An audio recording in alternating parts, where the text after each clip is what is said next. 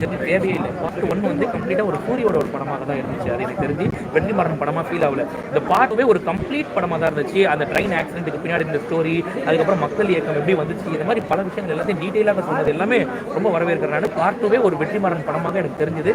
அந்த அளவுக்கு படம் வந்து வேற லெவலில் இருந்துச்சு அப்படின்னு சொல்லி. வெற்றிமாறன் படம்னால ஒரு பைக் எனக்கு தெரிஞ்சு வெற்றிமாறன் அப்படின்னாலே ஒரு ஒரு ஒரு ஹீரோயிசம் காட்டுற ஒரு ஹீரோவை இன்ட்ரடியூஸ் பண்ணுறது, அவர் வந்து அவருக்குன்னு தனியாக ஒரு ஃப்ளேவர் ஒன்று வச்சுப்பாரு. இது அப்படி கிடையாது. இது கம்ப்ளீட்டாகவே வந்து இப்போ இருக்க அரசியல் களத்தை வந்து புரிஞ்சு மக்கள் தெரிஞ்சுக்கணுன்றதாக எடுத்த மாதிரி இருக்கு. அடுத்த 10 ஜென்ரேஷனுக்கு இந்த படத்தை நம்ம போட்டு பார்க்கலாம். அந்த மாதிரி அரசியல் உள்ள பேசியிருக்காங்கன்ற மாதிரி தோணுச்சு.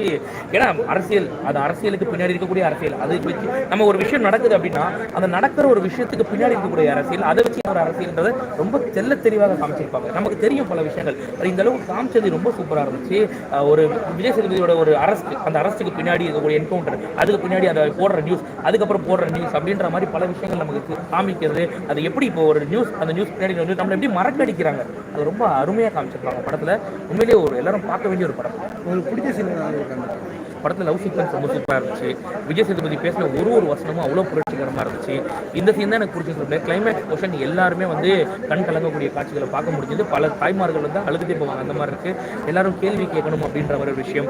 ஒரு போராட்டக்காரன் வந்து வன்முறையை கையில் எடுக்கலாம், தப்பு கிடையாது. அந்த வன்முறையில் எந்த வன்முறையை எடுக்கணும், வெடிகுண்டு எடுக்கக்கூடாது அப்படின்றதையும் படத்தில் காமிச்சிருப்பாங்க. வன்முறைன்றது என்ன, வன்முறையை எப்படி கையாளணும், எப்படி பண்ணக்கூடாது, பல விஷயங்கள் காமிச்சிருப்பாங்க ரொம்ப தெளிவாக. அதாவது சொல்கிறாங்களே, ஏ சர்டிஃபிகேட்டை கொடுத்து குழந்தைங்க அப்படி கெட்டு போகிறதுக்கு ஒன்றுமே இல்லை, கற்றுக்கிறதுக்கு நிறைய இருக்குது. எல்லாருமே ஒரு கேள்வி கேட்கணும், உங்களுக்கு பேர் நடக்கூடிய அரசியல் என்று தெரிஞ்சுக்கணுன்ற மாதிரி எடுத்துருக்காங்க. சூப்பரான ஒரு படம். எல்லாரும் அரசியல் கற்றுக்கணும். ஆமாம், சில பேர் வந்து இது வேணாம், இப்போ விஜய் தான் அந்த டைலாக். அதாவது அதான் சொன்னேன் இல்லையா, அந்த தத்துவம் இல்லாத தலைவர்கள்னு ஒரு டைலாக சொல்லி இது விஜய்க்காக சொல்லப்பட்ட டைலாக்னு சொன்னதே ஒரு அரசியல். சொன்னவன் எவ்வளோ பெரிய தற்கொலையாக இருப்பான்னு நம்ம யோசிச்சு புரிஞ்சுக்கணும். இந்த படத்தை பார்த்ததுக்கப்புறம் நமக்கு தெரியும். ஆட்டோமேட்டிக்காக சாட்டை மாமா பையா அவன மாதிரி ஆளுங்கள்லாம் சொல்லுவாங்க இந்த மாதிரி இதெல்லாம் வந்து விஜய்க்காக சொல்லப்பட்டது கிடையாது. படத்தில் பார்த்தீங்கன்னா அப்படியே கம்ப்ளீட்டாக வேற. என்னன்னா, விஜய் சேதுபதி நான் போய் சரண்டர் ஆகிறேன் அப்படின்னும் போது பின்னாடி இருக்கக்கூடிய அவரோட அவரை பார்த்து பின்னாடி இருக்கக்கூடிய ரசிகர்கள் வந்து கேட்குறாங்க, நீங்கள் போயிட்டு எங்களை யாரும் வழி நடத்தலாம், நம்மகிட்ட ஒரு தத்துவம் இருக்குது, அந்த தத்துவத்தை எடுத்து அடுத்த தலைவர்களை நீங்கள் தான் உருவாகணும் அப்படின்னு சொல்லும்போது அந்த தத்துவம் இல்லாத தலைவர்கள் அந்த டைலாக் அதுக்கு சொன்னது, விஜய்க்காக சொன்னதாக சித்தரிக்கப்படல. அது எந்த ஒரு விஷயமும் பின்னாடி இருக்கக்கூடிய அரசியல், அதுக்கு பின்னாடி பண்ணக்கூடிய அரசியல் தெளிவாக சொல்லியிருக்காங்க படத்தில். பிளாக் பஸ்டர் அந்த வருஷம் இல்லையா, எந்த வருஷம் எடுத்தாலும் இந்த படம் பிளாக் பஸ்டர் அப்படின்னு சொல்லுவேன் நான். அதை சொல்கிறேன், அடுத்த 10 தலைமுறைக்கு இந்த படத்தை போட்டு பார்க்கலாம். அதுக்கு அடுத்த 10 தலைமுறை கழிச்சு இந்த படத்தை பார்க்கும்போது அப்போ இன்னும் தெளிவாக புரியும் இந்த படம். இப்போ இந்த படத்தை அப்போவே எடுத்து அன்றே கணித்தார் வெற்றிமாறன் அப்படின்னு சொல்லுவாங்க. அந்த மாதிரி இருக்கு படம். நன்றி. இந்த படத்தில் தேவையில்லா சீனியர் இல்லையா, எனக்கு இன்னும் 2 மணி நேரம் நீங்கள் எடுத்துங்க, நான் பார்க்குறேன் படம்.